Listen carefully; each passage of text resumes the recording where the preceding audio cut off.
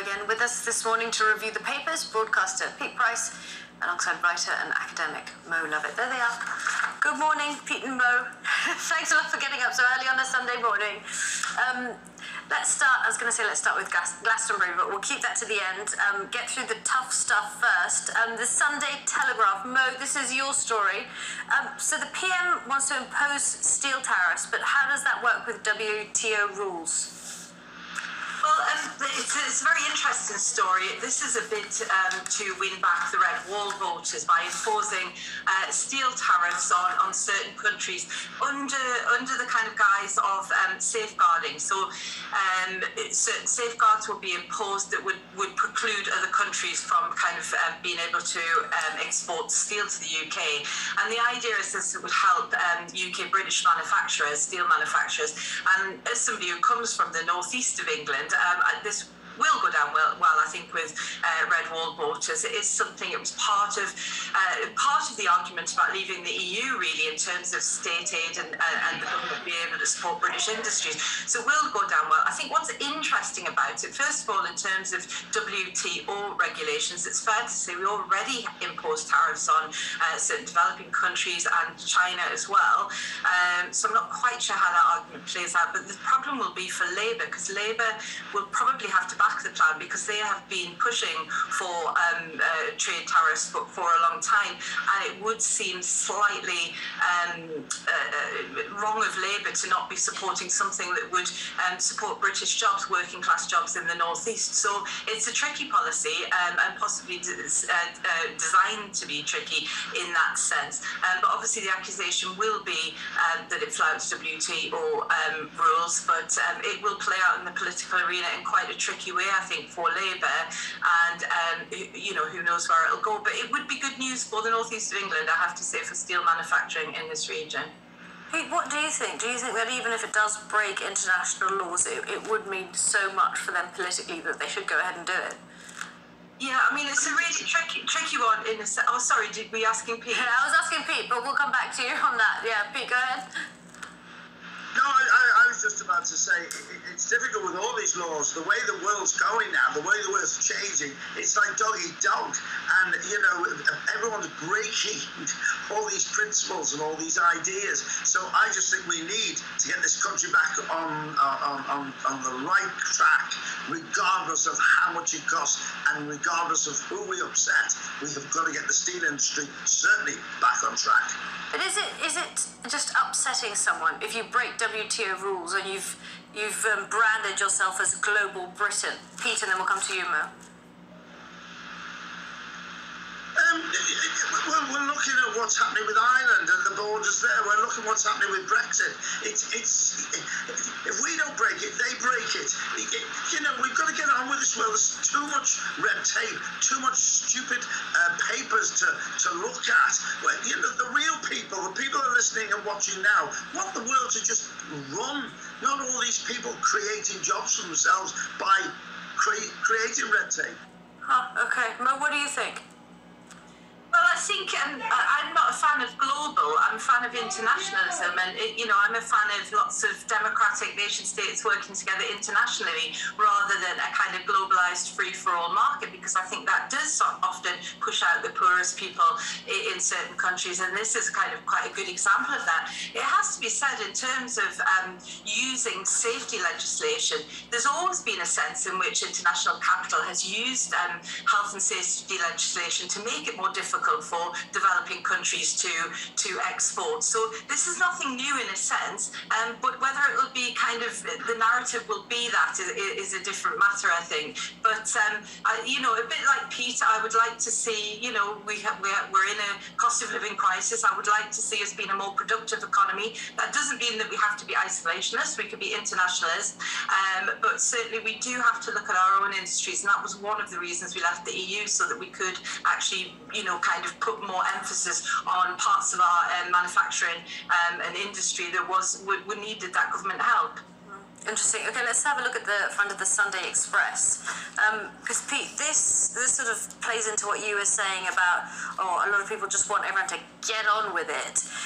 They're talking about the strikes and have said that there are fears of a contagion of industrial action. would grind the economy to a halt. What are they saying? Which it will.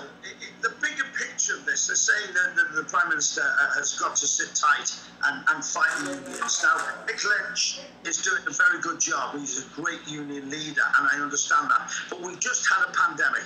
I was one of the 5.5 million people that never got a penny. We didn't get furlough or anything. We want to go back to work. We're desperate to work. I am desperate to work. I should have been in London this weekend.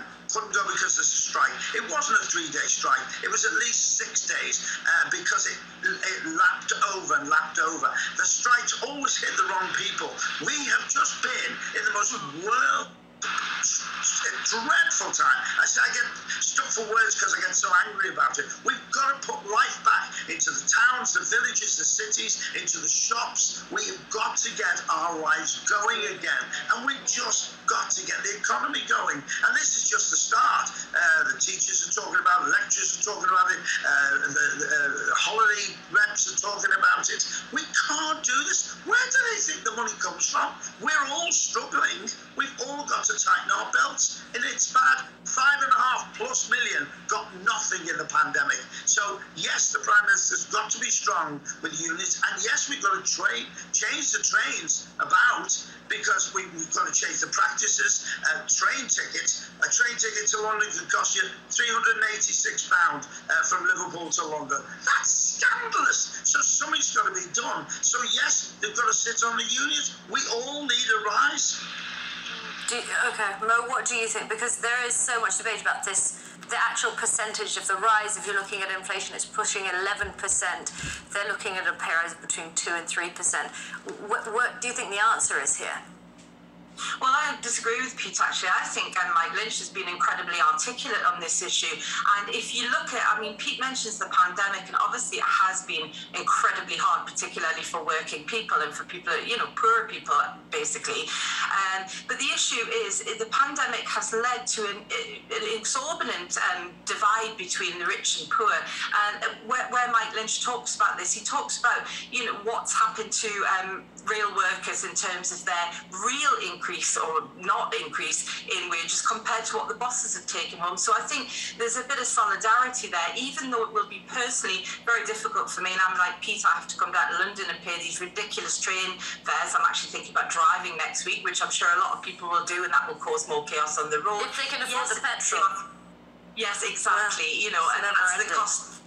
Yeah, absolutely. But I think solidarity with the workers, they have been really shafted, and good on them for standing up. I think Mike Lynch has been brilliant. Go ahead, Pete. I've just got to say, I agree with you about Mike, by the way. Sorry if I didn't make that clear. I think he's a damn good union leader. I really do. I think he's one of the best union leaders I've heard. And he makes a great case for all the rail people. But the problem is, we all need, and by the way, the divide is ridiculous. There's been so many multimillionaires and billionaires made out of the pandemic. But the point is, we've got to start getting money back into the economy, and all the trains do is hit the wrong people. That's what upsets me. What do you make of the government's argument, Pete, you first and then Mo will come to you, that, listen, the people who work in the railways are actually quite well paid compared to, and they've always brought up nurses, for example, quite an emotive thing to bring up. What do you think about the disparity? Do you think it's an okay argument that, listen, you get paid enough, you shouldn't be asking for a raise? Look at how little everyone else gets paid. Pete? Yeah, some of the rail workers do earn a lot of money.